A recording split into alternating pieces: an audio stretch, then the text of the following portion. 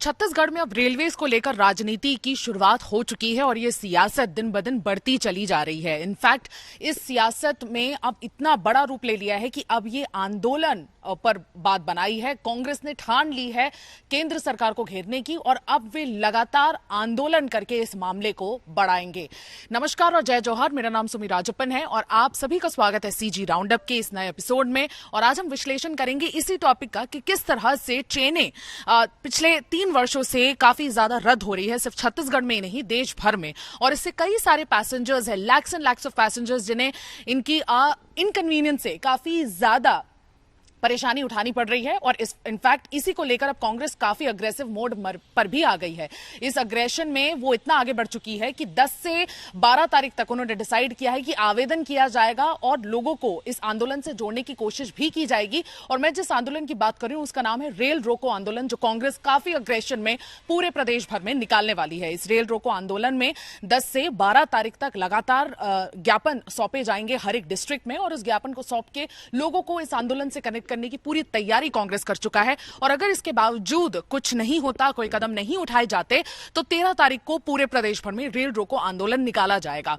मैं आपको बता दूं, पिछले 3 वर्षों में 67,000 ट्रेन रद्द हो चुकी है। और अगर आप 20-21 की बात करें, साल 20-21 की बात करें, तो उस वक्त भी 23,000 के आसपास ट्रेनें रद्द हुई थी। उसके 20-22 की अगर हम बात करें तो उस समय भी कुछ ऐसा ही हाल था कि हजारों की ट्रेनें रद्द हुई थी। और टोटल जो आंकड़ा निकल कर आ रहा है कांग्रेस के हिसाब से, वो विगत 3 वर्षों में 67,000 ट्रेन का है, जो अपने आप में बहुत ही बड़ा आंकड़ा है। और उसके चलते जो एवरीडे पैसेंजर्स हैं, जो बहुत ट्रेन का इस्तेमाल करते हैं, वो छत्तीसगढ़ में काफी ज्यादा उनको परेशानियां उठानी पड़ रही हैं। और इसी वजह से अब ये जो पूरा जो माहौल है, रेलवेज पर काफी ज्यादा तंज कसा जा रहा है कांग्रेस द्वारा और उस पूरे माहौल को एनकैश करने की कोशिश की जा रही है। 2-3 महीनों में इलेक्शंस होंगे, तो अब किस तरह से रेलवेज और ट्रेनें जो रद्द हो रही हैं, ट्रेनों के रास्ते किस तरह से सियासत की जाएगी, वो देखना बहुत खास होगा। आइए सुनते हैं इस पर कांग्रेस के मुख्यमंत्री भूपेश बघेल की बाइट। वो किस तरह से इस पूरे मामले पर बीजेपी को घेरते हुए नजर आए। है कि देखो, एक तो छत्तीसगढ़ में यात्री ट्रेन बंद कर दी गई, इसको कोयला ढुलाने का ही बना दिए,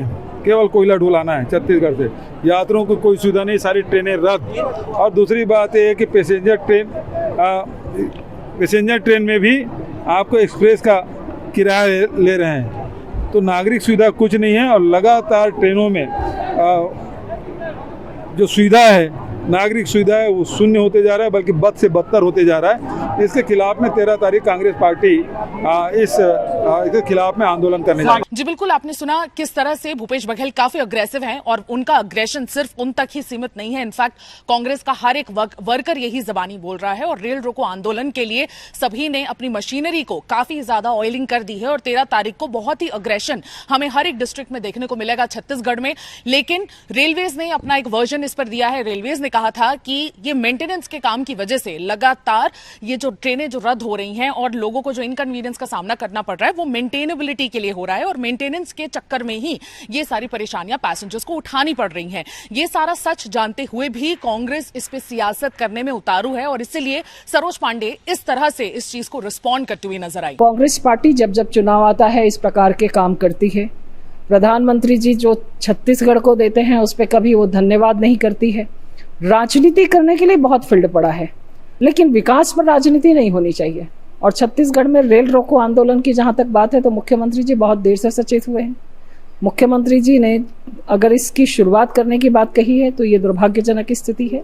यहाँ पर जो व्यवस्थाएं हैं वो उन्हें पता है, उन्होंने चर्चा करी है और वो अब इस पे राजनीति कर रहे हैं। जी बिल्कुल, आपने देखा कि दोनों पक्ष अपनी अपनी जगह अग्रेशन में एक दूसरे को साधते हुए नजर आ रहे हैं। लेकिन इस पूरे मामले का जो एक आप देखेंगे कि इसका जो असर है आने वाले इलेक्शन में कितना पड़ता है, कितना कांग्रेस कन्विंस हो पाती है इस पूरे मुद्दे को इलेक्टोरल बेनिफिट में कन्वर्ट करने में, ये बहुत अहम होगा। और 2023 के इस इलेक्शन में ये देखना खास होगा कि कितना लोग कन्विंस होते हैं कि बीजेपी के आने से रेलवे सच में रेलवे रुक गया है या मेंटेनेबल जो रीजन रेलवे कोट कर रहे हैं उसमें कोई सच है कि नहीं।